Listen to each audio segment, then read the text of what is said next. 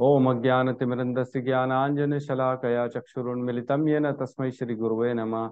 नमो विष्णुपादाय कृष्णपृष्ठाय भूतले श्रीमते भक्तिवेदांत स्वामीति नामिने। नमस्ते सरस्वते देवे गौरवाणी प्रचारिणे निर्विशेष शून्यवादी पाश्चात्य देशतारिणे।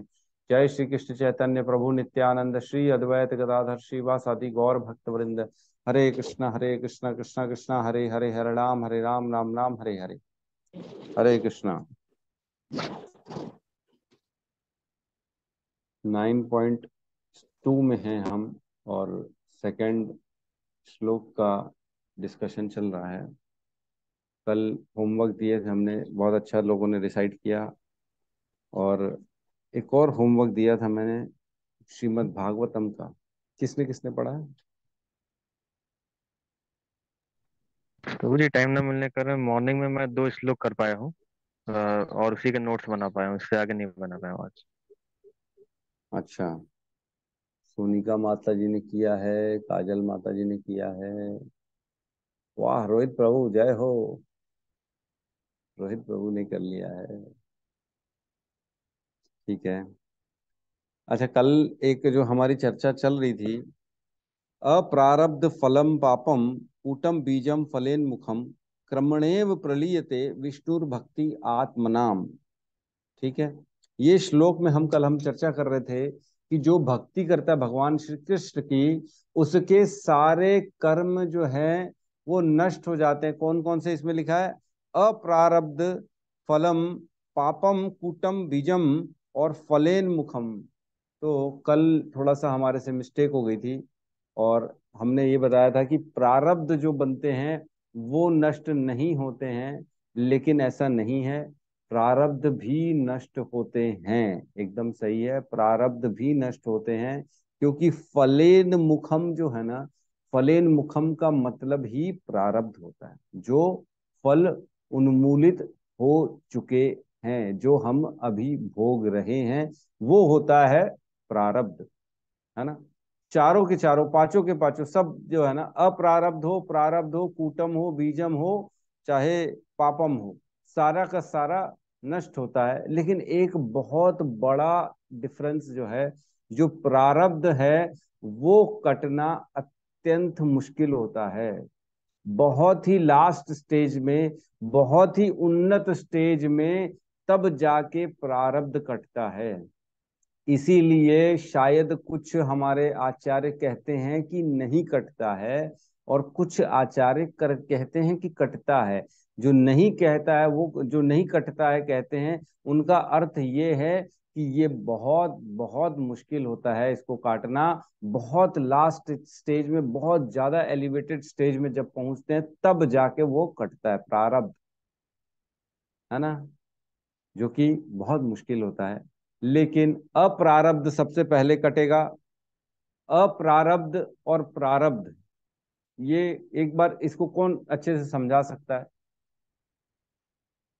यस, रोहित प्रभु समझाएंगे प्रारब्ध और अप्रारब्ध।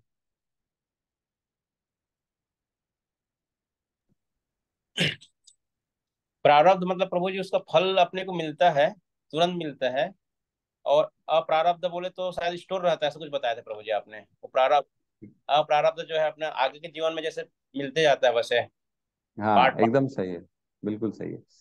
अप्रारब्ध मतलब अगले जीवन में मिलने वाला। यस, गौतम प्रभु बताएंगे, बहुत बढ़िया। बताइए। प्रभु जी, प्रारब्ध का मतलब ये है प्रभु जी, जैसे हम अभी किसी जानवर को अभी मार रहे हैं या किसी को कष्ट पहुंचा रहे हैं या हम अभी पाप कर रहे हैं, तो वो हमें बाद में मिलेगा प्रभु जी। जैसे कि नहीं नहीं जैसे नहीं, प्रारब्ध मतलब अभी किसी को मार रहे हैं तो वो बाद में मिलेगा, वो पाप। हाँ, अप्रारब्ध मतलब प्रभु जी हमने जैसे पहले जो किए हैं वो अभी हमें मिलेगा। नहीं नहीं नहीं नहीं, थोड़ा सा डिफरेंस है। अप्रारब्ध मतलब जो आज की डेट में हम जो भी कर्म, जो भी पाप का हमारे पास भंडार पीछे रखा हुआ है ना, जो इस जन्म में नहीं मिलने वाला, वो हो गया अप्रारब्ध। जो इस जन्म में हमको पाप नहीं भोगना है, वो हो गया अप्रारब्ध। ठीक है। और कोई भी पाप हम करते हैं इस जीवन में, उसके दो अंश बनते हैं, एक प्रारब्ध और एक अप्रारब्ध। एक वो जो कि आने वाले जीवन में मिलेगा, पाप का भोगना जिसको बोलेंगे, और एक वो जो इसी जीवन में मिलता है हमको, पाप के लिए कष्ट जो भी हम भोगते हैं उसको प्रारब्ध कहते हैं। प्रारब्ध मतलब हम पिछले जन्म में जो कर्म किए थे उसके पाप के कारण इस जन्म में जो दुख झेल रहे हैं वो हमारा प्रारब्ध हो गया, और आने वाले जीवन में जो झेलेंगे वो हो गया अप्रारब्ध। मतलब जो तकलीफें प्रकट रूप में आपके सामने आ चुकी हैं इस जीवन में उसको प्रारब्ध बोलेंगे, और जो इस जीवन में नहीं मिलेंगी अगले जीवन में मिलेंगी, आने वाले 1 2 5 10 20 50 100 200 जन्मों में मिलेंगी, वो हो गया अप्रारब्ध। क्लियर है कि किसी को कोई डाउट है? जी सत्यम प्रभु। तो प्रभु जी जैसे प्रारब्ध के बारे में जो बताया ना कि मतलब अगले जन्म में मिलेगा ऐसा करके, तो प्रारब्ध इसका अगले मतलब जन्म ये में हुआ नहीं कि जब। मिलेगा, प्रारब्ध तो इसी जन्म में मिलेगा। जी। अप्रारब्ध मिलेगा अगले जन्मों में। अभी का अप्रारब्ध अगले जन्म में जाके प्रारब्ध बन जाएगा, समझ रहे हैं? अभी जो अच्छा अच्छा। हमारे पास ठीक। अप्रारब्ध के रूप में रखा हुआ है उसमें से अगले जन्म में कुछ निकाल दिया जाएगा और प्रारब्ध के रूप में उस जन्म में दिया जाएगा, फिर हम उस जन्म में उसको भोगेंगे। अप्रारब्ध जो रहेगा ना वो समझ लो एक बहुत बड़ा, आपने समझ लो एक किसान का बहुत बड़ा टंकी होता है ना जिसमें धान स्टोर करके रख लेता है।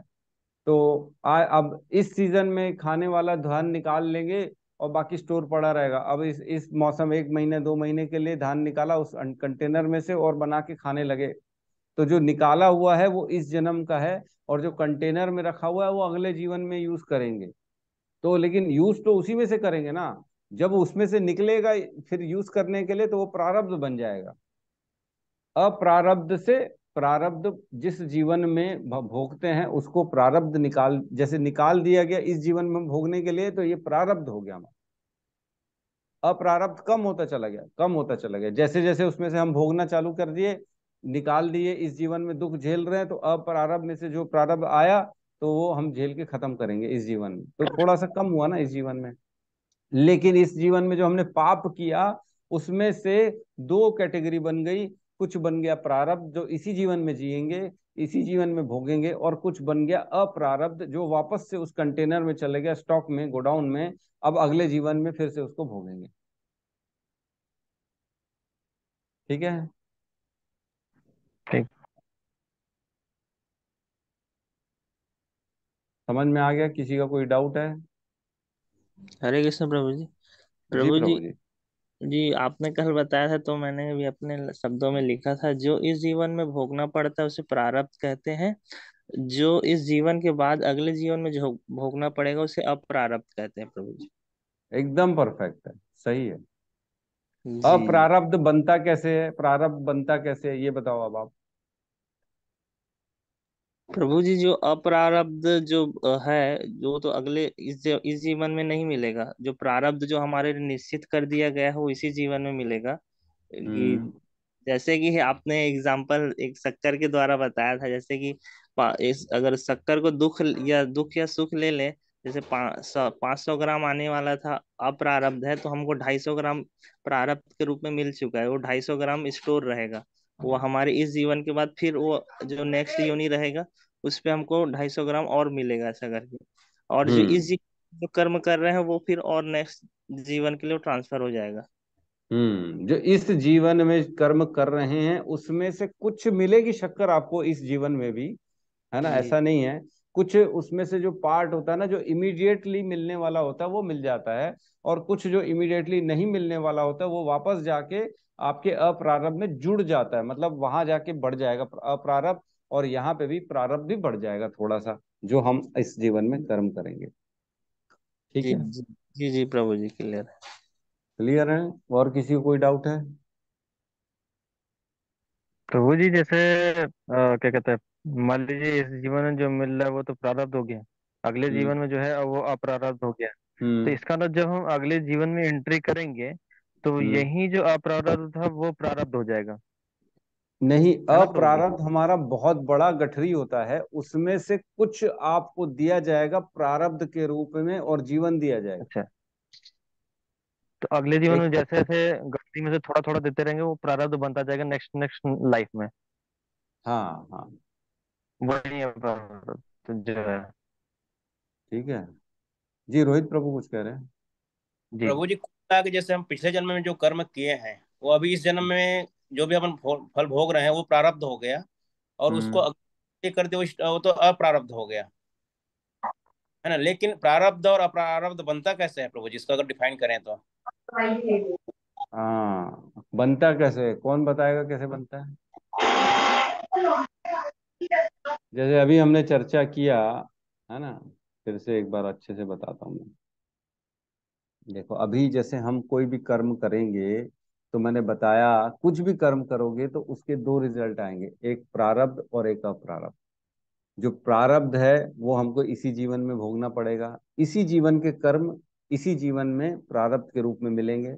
और कुछ अप्रारब्ध के रूप में रहेगा, जो जाके हमारे अप्रारब्ध वाला जो गोडाउन है, जो पुराने कर्म संचित है, उसमें जाके जुड़ जाएगा। ठीक है। तो इस प्रकार अप्रारब्ध हमारे इसी जन्म के कर्म होते हैं, जो जाके जुड़ जाते हैं। और ऐसे ही अनेक अनेक हमने पिछले कितने सारे जन्म जिए, उसके जो कर्म थे वो जा जाके उस अप्रारब्ध में जुड़ते चले गए, जो कि आने वाले योनियों में मिलते हैं। देखो क्या होता है, प्रारब्ध जो होता है ना, प्रारब्ध के अनुसार शरीर मिलता है। जो हमको जितनी, जैसे प्रकृति का काम होता है किसी एक प्रॉपर घर में एक आत्मा को स्थानांतरित करना, उस घर में स्थानांतरित करती है प्रकृति। उस घर के अनुसार वो प्रारब्ध और अप्रारब्ध प्रारब्ध के पाप और पुण्य वो उसके अकाउंट में डालती है जीव के, और उसको एक प्रॉपर घर दे देती है कि जा ये घर इतने प्रारब्ध के अनुसार तेरे अनुकूल है। ठीक है।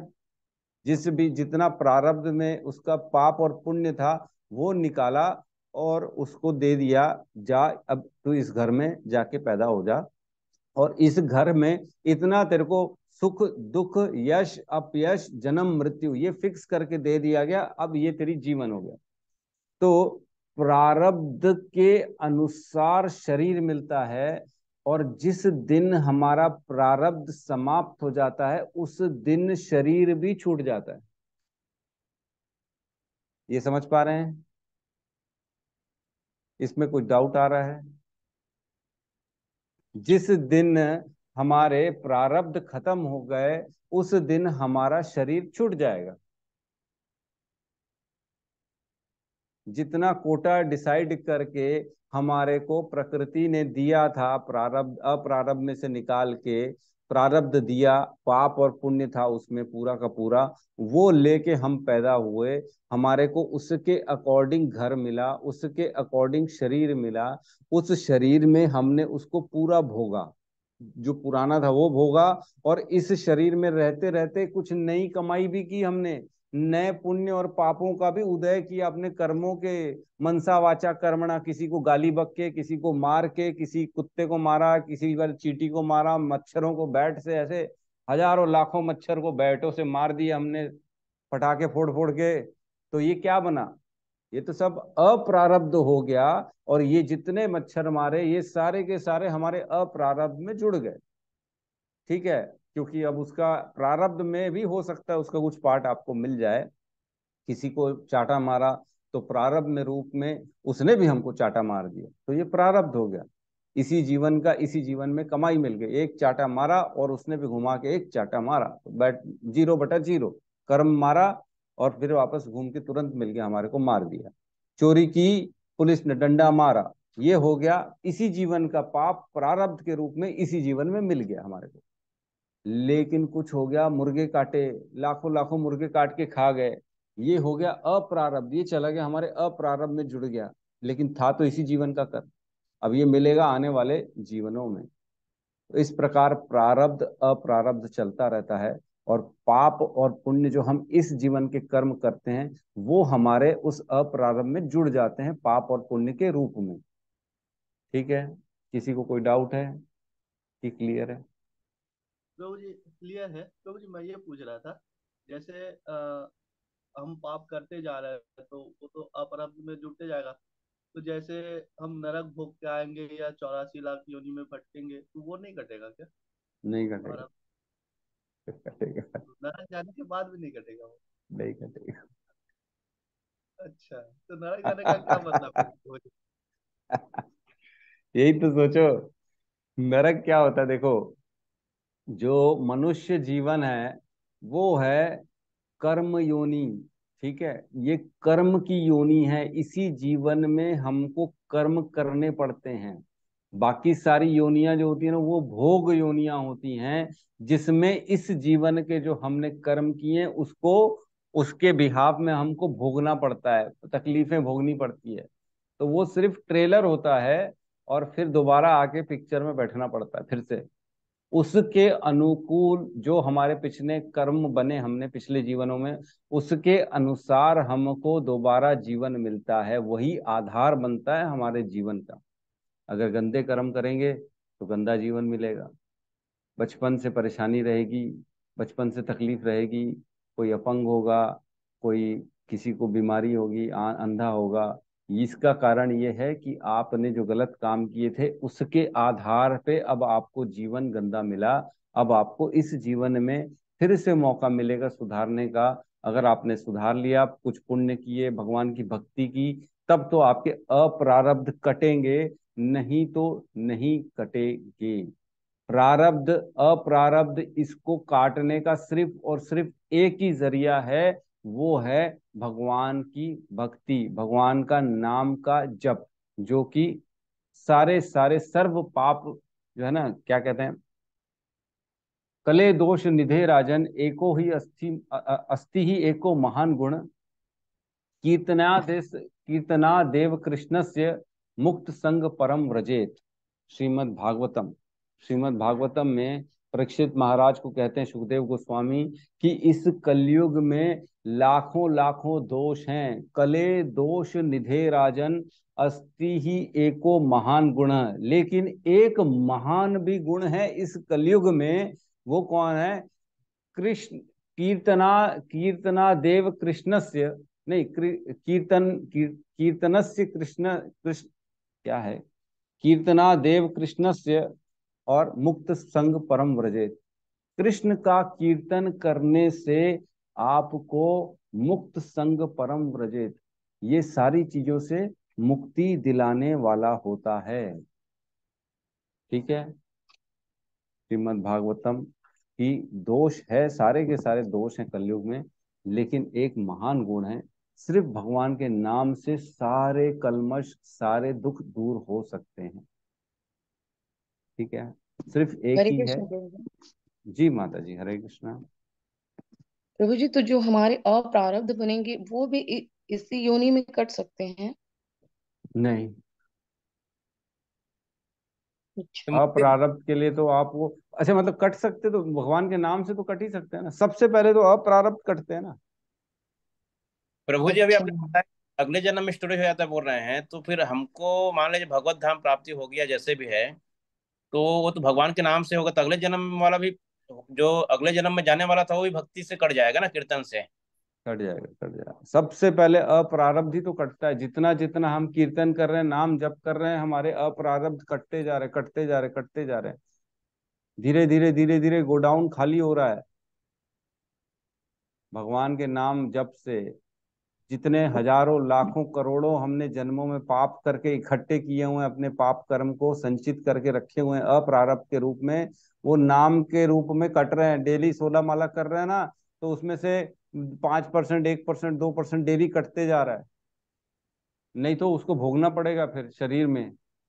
नहीं तो फिर 84 लाख यूनिक चक्कर में फंसेंगे। मतलब सही बात है प्रभु जी कि ये अपना अभी जितने, इस एक जीवन में 100 साल में कितना प्रारब्ध भोगेंगे अपन, इसलिए अब अप्रारब्ध में भोगना पड़ता है उसको। तो भगवान कीर्तन से कटेगा, मतलब ये कहना है ना आपका? भगवान बिल्कुल की, बिल्कुल, ठीक ठीक प्रभु जी। भगवान के नाम से कटेगा। मतलब 84 लाख योनि बनाया है भगवान ने जो है, मतलब हाँ, अप्रारब्ध को काटने के लिए इतना योनि, बार बार योनि में हमको जन्म लेना पड़ता है। नहीं, अब नहीं बात लेकिन, अप्रारब्ध भुगतने के लिए, अप्रारब्ध है जो स्टोरेज है, उसी को हाँ भुगतने तो फिर अपन 84 लाख एक जन्म में तो हो नहीं सकता, कट नहीं सकता ना। हाँ, नहीं नहीं, जब तो तक आपको भक्ति नहीं क्या करें। लग रहा है, अप्रारब्ध जो होता है ना, वो दोबारा मनुष्य योनि में भोगना पड़ेगा। देखो ऐसा है कि जैसे हमने कर्म किए, ठीक है, मैंने सपोज करो किसी की चोरी कर दी, ठीक है, तो चोरी करने का क्या मिला मेरे को? एक तो पाप ये मिला कि चलो उसकी पिटाई खा ली मैंने थोड़ा सा।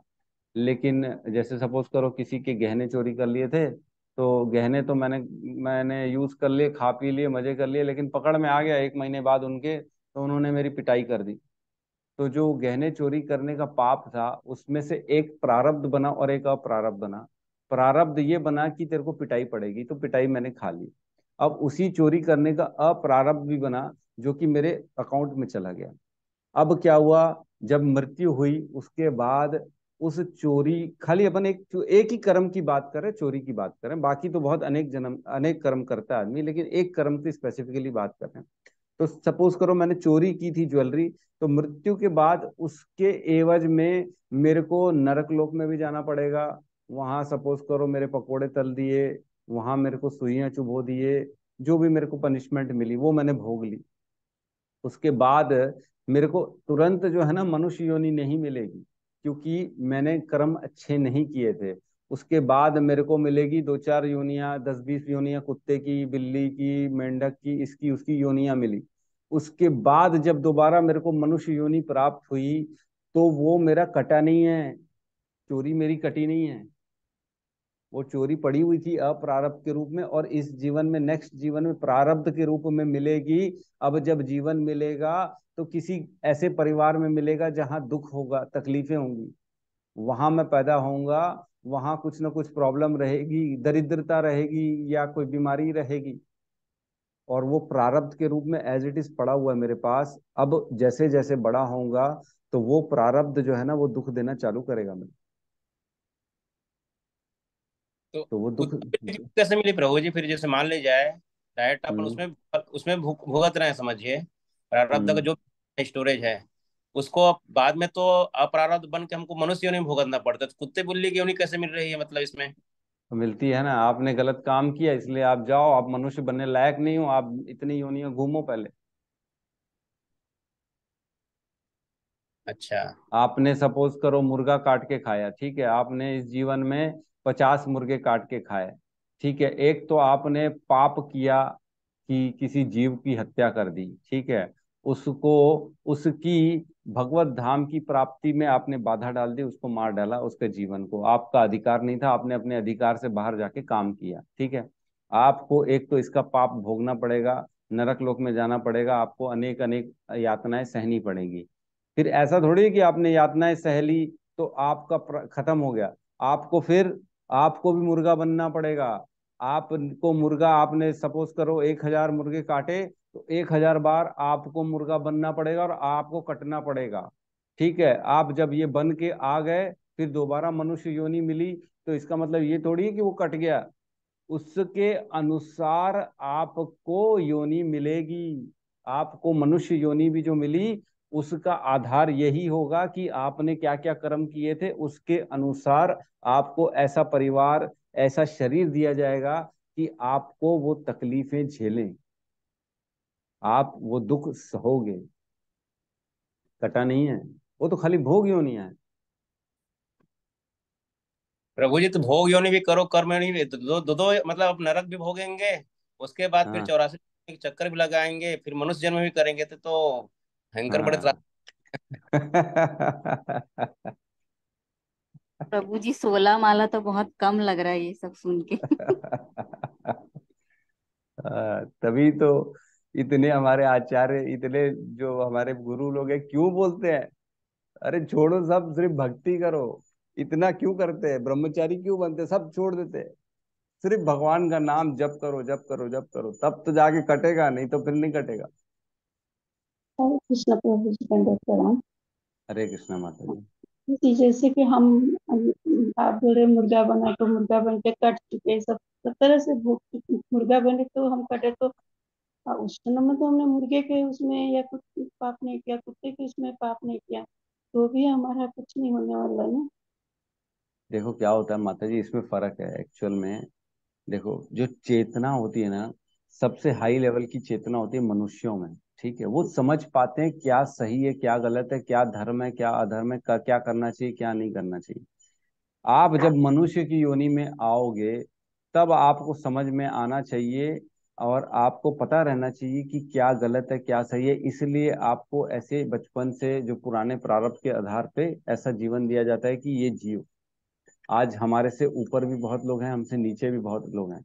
आपने देखा होगा अपने जीवन में बहुत लोग तकलीफ झेल रहे हैं, परेशान है, शरीर से तकलीफ है। क्यों है? आप ये सोचो कि वो ऐसे क्यों हैं, क्या था उनके पास जो उनको इतनी तकलीफें मिली, ऐसे ने क्या कर्म किए। जब मनुष्य योनि मिलती है तब हम सारे हमारे जो कर्म जो पाप होते हैं ना, जो उसके आधार पे नर्क लोग तो भोग के आ जाते हैं, जी योनियां भी अलग अलग भोग के आ जाते हैं। लेकिन वो जो कर्म थे ना, उसके आधार पे ही जीवन मिलता है फिर मनुष्य योनि। ऐसा प्रभु नहीं कि भोग किया गया फिर अब तो घर अच्छा मिलेगा, अब तो सब पैसा सुख संपन्नता सब रहेगी और कोई शारीरिक तकलीफ भी नहीं रहेगी, कोई परेशानी भी नहीं रहेगी, ऐसा नहीं होता। तो प्रभु जी हमें तो मनुष्य योनि बड़ी 1 लाख बड़े मुश्किल के बाद मिलता है। उसमें भी हम जो है ऐसे दरिद्र घर में या ऐसे उसमें हो गए तो हम भगवान को तो ये याद ही नहीं कर पाए। तो और उसमें तो और भी जुड़ गया तो मतलब हमको हमारे को तो कभी यही होने वाला नहीं। देखो इसमें ये है, ऐसा वाला नहीं है, इसमें इसमें शॉर्टकट्स भी आ जाते हैं ना। अच्छा अच्छा। आज आपने गलती से एक एकादशी का उपवास रख लिया जी तो आपके कितने जन्मों के पाप नष्ट हो गए। गलती से किसी वैष्णव के चरण छू लिए तो आपके अंदर इतने सारे पाप थे वो कट गए, ऑटोमेटिक कट गए, आपको जरूरत नहीं पड़ी उसको भोगने की। गलती से प्रसाद खा लिया भगवान का, श्री कृष्ण का, तो आपके अप्रारब्ध कट गए, बैठे बैठे कट गए, आपको पता ही नहीं पड़ा, है ना। जो भोगना था अगले जीवन में, आने वाले जीवनों में भोगना था वो कट गया। एक बार निर्जला उपास रख लिया तो करोड़ों जन्म के हमारे पाप कट गए। तो ऐसा होता है किसी गलती से, जैसे हम बताते हैं ना, किसी कुत्ते को, अपनी कौन सी योनि थी, एक मैंने आप लोगों को कथा सुनाई थी, माधवेंद्रपुरी के गुरु थे, कौन थे कि उनके शिष्य थे ईश्वरपुरी, जो माधवाचार्य के गुरु थे, राइट। जो एक प्रेत आत्मा बताती है कि तुम पिछले जन्म में कौन सी योनि में थे, तुमको प्रसाद खाने का अवसर मिल गया था, महाप्रसाद गलती से मिल गया था, इसलिए तुम सारी योनियां काट के, सारे दुख काट के सीधा तुमको मनुष्य रूप में, वो भी एक गुरु की पदवी मिल गई थी उनको। याद है क्या किसी को मैंने कथा सुनाई थी? प्रभु। जी प्रभु जी, वो गिरगिट के योनि में थे, उनको महाप्रसाद खाने का मौका मिल गया था। हाँ, कौन थे, क्या नाम था उनका? राजा माधवाचार्य के गुरु थे। राजा निग्रह भी थे ना प्रभु जी, जो गायों को दान देते थे गलती से किसी वो को तो दे देते। राजा नृग थे, नृग, वो उनकी कथा अलग चल रही है। और उन्होंने ऐसा महाप्रसाद नहीं किया था, उनसे गलती हो गई थी, दान दिया था गाय को तो डबल, एक ही दान दी हुई गाय को दोबारा दान दे दिया था, ये गलती हो गई थी, इसलिए उनको गिरगिट बनना पड़ गया था। ठीक है, तो माधवाचार्य के गुरु थे, सोचो इतनी बड़ी पदवी मिल गई उनको, गिरगिट थे वो पहले और उन्होंने महाप्रसाद खा लिया गलती से, तो सारे पाप कट गए उनके, और उनको आचार्य की पदवी वाला प्राप्त हो गया, जीवन मिल गया। तो ऐसा होता है हरे कृष्ण ये। प्रभु। प्रभु जी। जी जैसे कि अभी हम जो जगन्नाथपुरी में रहते हैं, वृंदावन में रहते हैं, वो तो ऑलरेडी नसीब वाले हैं। अब हम हम्म। जैसे हम निर्जला उपवास खोलते हैं तो भगवान जगन्नाथ का प्रसाद एक एक अन्न जो है खा लेते चावल, तो भी हमारा पाप कम होता होगा ना। उपवास खोलते टाइम एकादशी का तो भगवान जगन्नाथ के यहाँ से प्रसाद लाए हैं, चावल महाप्रसाद, वो एक अन्न खा लेते हैं तो भी हमारा पाप कटता होगा ना प्रभु जी। बिल्कुल कटता है ना माता जी, बिल्कुल। आप महाप्रसाद को खाइए लेकिन श्रद्धा पूर्वक खाइए, है ना। जो भी हम देखो, भाव, कंप्लीट खेल जो है ना इस जीवन में एक भाव का चल रहा है। अगर आप प्रसाद को प्रसाद के भाव से नहीं खाएंगे, उसको खाली ऐसे खाएंगे, अरे ये तो टेस्टी खाना है, खाना खाना है, तो वो खाने का काम करेगा। आप अगर उसको महाप्रसाद के रूप में खाएंगे तो आपको महाप्रसाद का उसका फल मिलेगा। तो भाव का खेल होता है, जितना जितना आप भाव ज्यादा रहेगा उतना उतना उसमें से फल भी आपको ज्यादा मिलेगा। इसके लिए भवसागर बोला गया प्रभु जी। तो इस भवसागर से मुश्किल भी है बहुत। धन्यवाद प्रभु जी, धन्यवाद दंडवत धन्यवाद। प्रणाम। अक्षत धन्यवाद प्रेष नाम है क्या प्रभु जी? जी। इनके गुरु का नाम अक्षत प्रेष था क्या? नहीं नहीं नहीं शंकर मठ के अक्षत प्रेष? अच्छा। नहीं नहीं नहीं, कुछ और नाम था। माधवाचार्य के गुरु थे हमारे। हमारे गुरु परंपरा वाले पेज में आ गया होगा ना, वहां देख लेते हैं।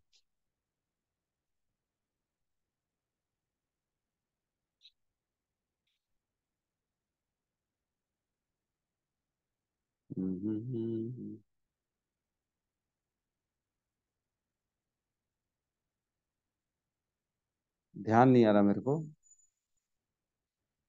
अब इतना हो जाता, कंफ्यूजन हो जाता है।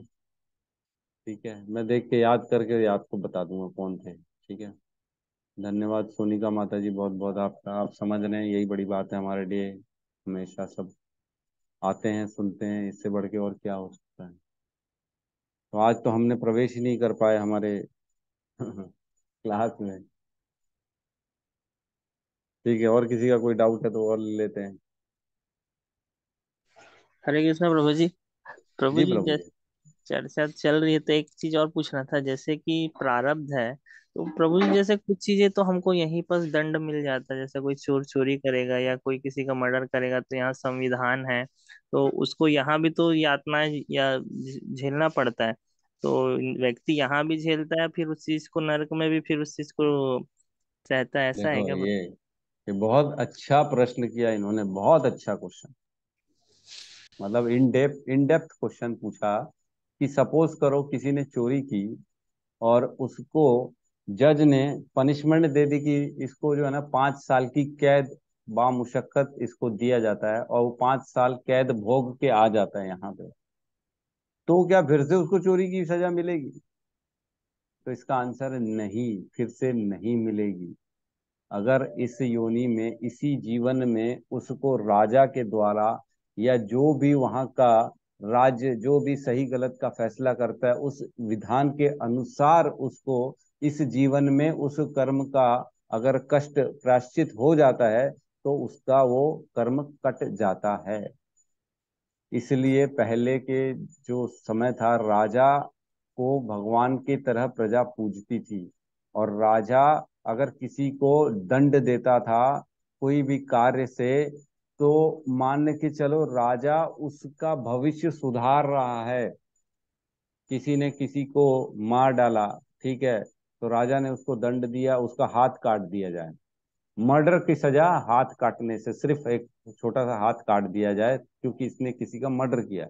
तो अगर इसका हाथ कट गया उस राजा के दंड के अनुसार, तो उस आदमी का जो कर्म था वो मर्डर की, उसको उसको कुछ भोगना नहीं पड़ेगा, वो मर्डर का कर्म उसका कट चुका दोबारा। ये होता है। बहुत अच्छा प्रश्न पूछा राहुल बाबू ने। और इसीलिए मतलब राजा जो होता है, जो ये हमारे को सजा मिलती है जो भी कर्म की, वो हमको बहुत कम में भोगना पड़ के खत्म हो जाता है इसी जीवन का। हमने आगे नहीं तो कितने सारे उसमें नर्क लोक आ जाएंगे, कितनी योनियों में जाना पड़ेगा, फिर दोबारा जीवन जिएंगे, फिर से उसके अनुसार हमको ऐसा शरीर प्राप्त होगा जो जो हमने कर्म किए उन सब से बच गए। एक बार में खाली सिर्फ एक हाथ कटा और बच गए, नहीं तो पूरा का पूरा जीवन कट जाता, अपंग पैदा हो जाता नहीं तो। लेकिन राजा की करुणा दृष्टि के कारण सिर्फ एक हाथ कटा और उसका आगे की सारा जीवन फिर नए सिरे से साफ सुथरा हो गया। उसको ना उसके लिए नरक जाना पड़ेगा, ना उसके लिए कुछ और भोगना पड़ेगा। ठीक है प्रभु जी। जी जी जी प्रभु जी, बहुत बहुत धन्यवाद प्रभु जी, आपने इतना अच्छा बताया। मैंने नहीं बताया प्रभु जी, ये सब हमारे शीला प्रभुपाद की देन है। ये तो हम लोग खाली सुनते हैं, समझते हैं और बता देते हैं, और कुछ नहीं। जी प्रभु एक जी, आप परसेंट इतना मेहनत करते हैं, पढ़ाते हैं, उसके लिए बहुत बहुत धन्यवाद। क्या आपको क्या बोल सकते हैं, बस यही कि आप। हमको कुछ मत हमको कुछ मत बोलिए, आप खाली चैंटिंग में लगे रहिए, भगवान की माला करिए, ताकि जो है अप्रारब्ध कटे। नहीं तो फिर समझ जाएगा ना क्या क्या करना पड़ेगा, कितना भोगना पड़ेगा। जी जी प्रभु जी, आप लोग का संग रहेगा तो जरूर प्रगति करेंगे भक्ति में प्रभु जी। बिल्कुल बिल्कुल। और देखो एक कितनी अच्छी बड़ी बात है, भक्ति करने से, अब हमने पढ़ा 6.4041, याद है ना? खोलिए अनिल प्रभु, रखिए गीता 41, खोलिए, क्या है?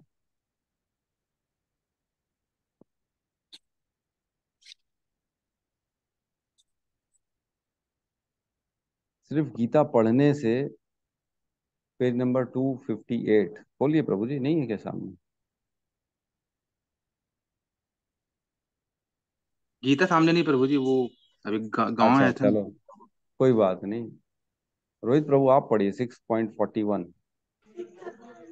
हाँ, अथवा पवित्र आत्मा के लोकों में अनेकानेक वर्षों तक भोग करने के बाद या तो सदाचारी पुरुषों के परिवार में या कि धनवानों के कुल में जन्म लेता है। 41। 41, असफल योगी। जो असफल योगी मतलब कौन? जो भक्ति कर रहा है लेकिन उसकी भक्ति छूट गई, असफल हो गया, पूरा नहीं कर पाया वो, है ना, पूर्ण रूप से उसका उसने उतनी स्टेज पार नहीं कर पाई, शुद्ध भक्ति अनन्य भक्ति तक नहीं पहुंच पाया, लेकिन प्रक्रिया प्रक्रिया में था वो, उसकी बात चल रही है। अनन्य असफल योगी पवित्र आत्माओं के लोकों में अनेकानेक वर्षों तक भोग करने के बाद या तो सदाचारी पुरुष के घर में परिवार में या कि धनवान के कुल में जन्म लेता है। मतलब अगर भक्ति करेंगे तो इसका एक और एडवांटेज है कि हमारा जो अगला जीवन होगा वो या तो सदाचारी पुरुष के घर में होगा या एक धनवान कुल में जन्म मिलेगा। भक्ति का ये बहुत बड़ा एडवांटेज है। और भक्ति हमने पढ़ा कभी नाश होती नहीं है, ठीक है? तो जब नेक्स्ट योनि मिलेगी, नेक्स्ट मनुष्य का जीवन मिलेगा, तब कहीं ना कहीं आपके अंदर वो भक्ति का अंश पैदा अंदर रहेगा, संस्कार में आपके ये रहेंगे ही रहेंगे। जैसे कुछ लोग हैं, अभी परसों नरसों एक हमारे जो है ना सत्यम प्रभु के मित्र से बात चल रही थी, बोलते हैं पढ़ रहे हैं, लेकिन बचपन से बोले मेरे को ऐसा घर मिला जहाँ उनकी माता जी जो है ना चैंटिंग करती है और उनका ना भगवान के प्रति बहुत ज्यादा रुचि है, दिन भर भगवान की सेवा करती रहती है।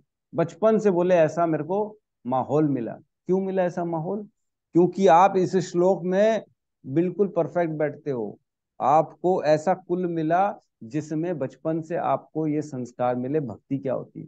अभी भी बोलते हैं वो मेरे को, प्रभु जी मेरी इच्छा हो रही है भगवान श्री राम को मैं घर लेके आऊं, मेरे को बहुत ऐसा अंदर से अनुभूति हो रही है कि मेरे घर प्रभु श्री राम आए, मैं उनकी सेवा करूं, जबकि वो छोटे हैं, पढ़ाई कर रहे हैं अभी। तो क्यों हो रहा है ये सब?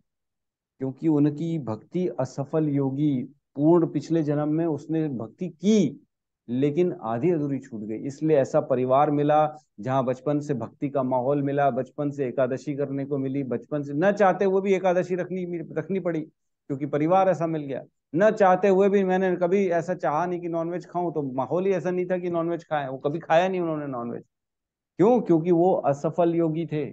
आज अगर हम असफल होते हैं, हमारी ऐसे आज की डेट में अगर सपोज करो हमको ये प्राण छोड़ने पड़ गए, शरीर छोड़ना पड़ गया यहाँ से, तो हम इस कैटेगरी में आएंगे, अनेकानेक जन्म तक पवित्र लोकों में ऋषि मुनियों के साथ रह के, ऊपर के महर लोक में, तप लोक में, जन लोक में कार्य के अनुसार हमको वहां जगह मिलेगी। स्वर्ग लोक में हो सकता है समय मिले, वहां पे पुण्य का हमको रहना, वहां पुण्य का भोग भोगना पड़े, उसके बाद जब दोबारा आएंगे तब अच्छे कुल में अच्छे परिवार में हमारा जन्म हो।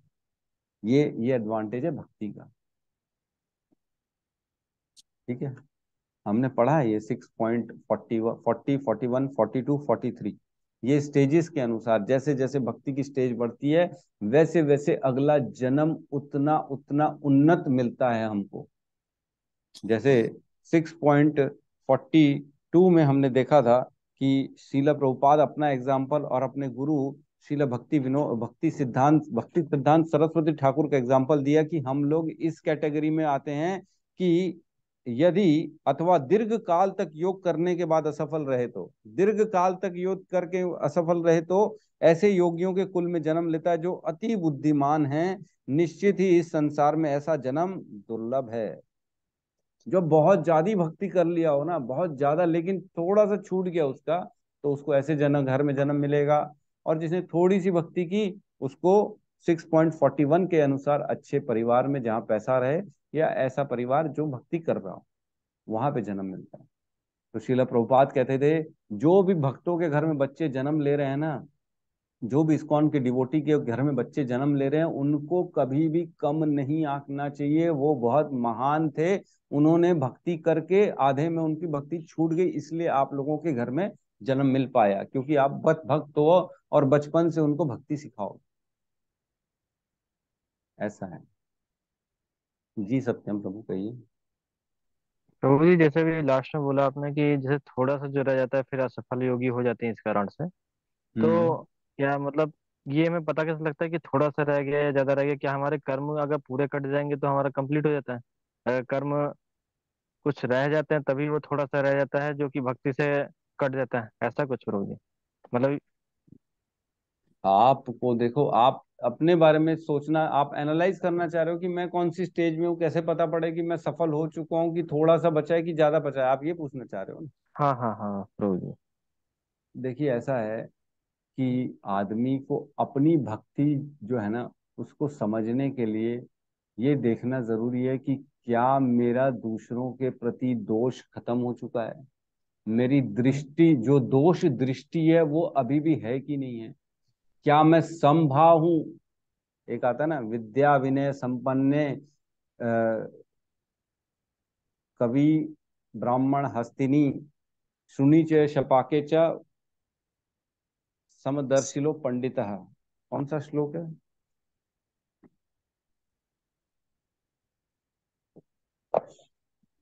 जिसमें बताते हैं विद्या विनय संपन्ने।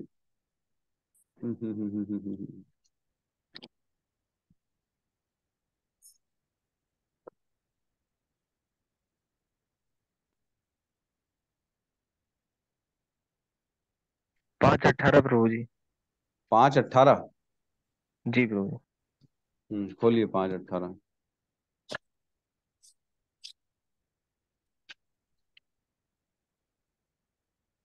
विद्या विनय संपन्ने ब्राह्मणे गवि हस्तिनी शुनि च शपाके च पंडितः समदर्शिनः। है ना।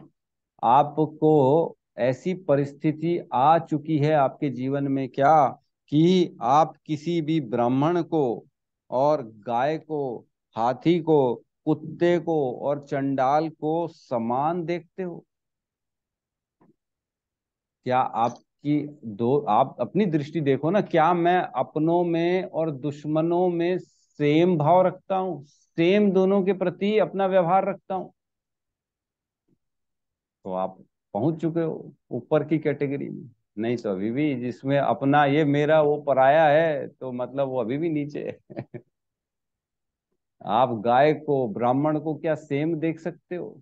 सेम दोनों को अंदर भाव पैदा कर सकते हो कि दोनों तो भगवान के जीव हैं, एक को तो खाली गाय का शरीर मिला है, एक को ब्राह्मण का शरीर मिला है, एक कुत्ते को शरीर मिला है। तो ऐसा है कि जब तक ये सब दृष्टि हमारी नहीं बनती तब तक हम अभी बहुत नीचे हैं, अपनों में परायों में। जब ये देखने लगेंगे कि मेरे को, अच्छा एक बात बताओ, जब आप किसी चीज का ऑर्डर करते हो ऑनलाइन और आपके पास ऑर्डर आ जाता है, आप खोल के देखते हो, आप बोले अरे यार ये तो अच्छा नहीं है, तो आप उस ऑर्डर वाले को डांटते हो क्या, कोरियर लड़के को, कि यार तू क्या लेके आया, फालतू की चीज लेके आया, ऐसा मतलब ये क्या गंदा उठा के लेके आ गया? लेकिन ऑर्डर तो आप ही ने दिया था, वो तो खाली लेके आने का काम किया। दोष किसका है? आपका है सत्यम प्रभु। आपने ऑर्डर दिया, अमेजोन वाला लेके आया, खाली आपका कुरियर ला के दिया, तो आप उसको डांटोगे क्या, ये क्या गंदा लेके आ गया? नहीं नहीं प्रभु। डांटोगे, नहीं। क्योंकि ऑर्डर तो वही था। प्रारब्ध अप्रारब्ध तो आप ही के थे, आपको खाली किसी के माध्यम से दुख हुआ, तो वो जो माध्यम है वो दुश्मन बन जाता है हमारा। लेकिन हम ये देख नहीं पाते हैं, वो तो सिर्फ एक डिलीवरी बॉय है, उसने तो खाली आपके कर्मों को लाके आपके सामने रख दिया, आपकी तकलीफ जो थी, आपको जितना भोगना था वो लाके आपके सामने रख दिया। आज मेरे को तकलीफ भोगनी होगी तो रोहित प्रभु के माध्यम से, अनिल प्रभु के माध्यम से, सत्यम प्रभु के माध्यम से, किसी के भी माध्यम से हो सकती है।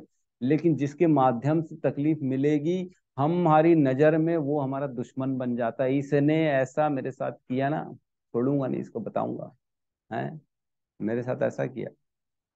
हम ये समझ नहीं पाते हैं कि वो तो सिर्फ एक माध्यम है, खाली मेरे ही प्रारब्ध मुझे देने के लिए सामने लाया गया है। इसमें इसका दोष नहीं है, इसमें दोष तो खाली मेरे कर्मों का है। इसीलिए ये आदमी, तो इसमें कोई प्रॉब्लम नहीं। ये अगर जिस दिन हमारी दृष्टि हो जाएगी, उस दिन हम उन्नत होते चले जाएंगे। ये दृष्टि आनी बहुत जरूरी है।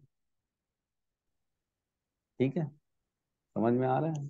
बहुत बहुत बढ़िया समझ आ गया, बताइए, धन्यवाद। हम्म।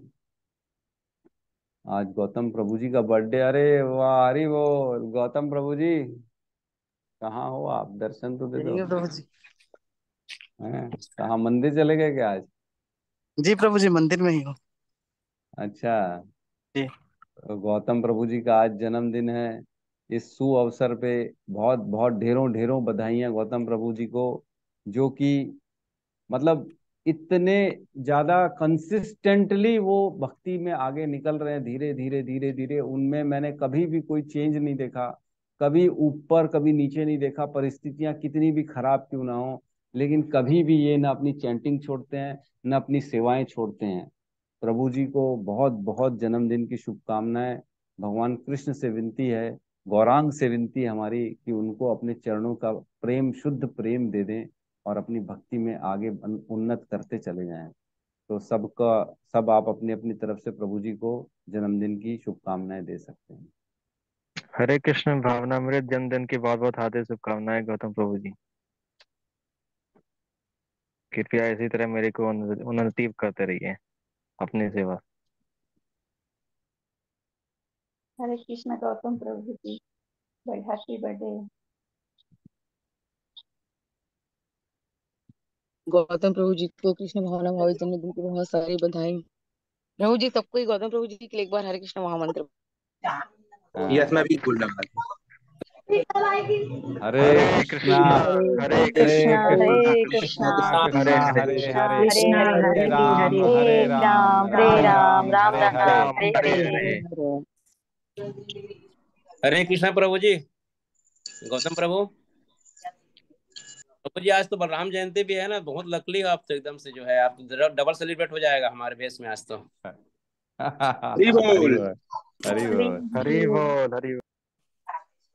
तो शाम को आज प्रभु जी के जन्मदिन के अवसर पे बेस में मिलते हैं। प्रभु जी का बर्थडे वहीं मनाया जाता है। ठीक है, और सब अपने अपने विशेष चाहें तो व्हाट्सएप में भी डाल सकते हैं। और लाइन से प्रभु जी सबके मैसेज आ रहे हैं, आप देख रहे होंगे मेरे ख्याल से। तो हमने आपको बधाइयाँ दी हैं बहुत सारी।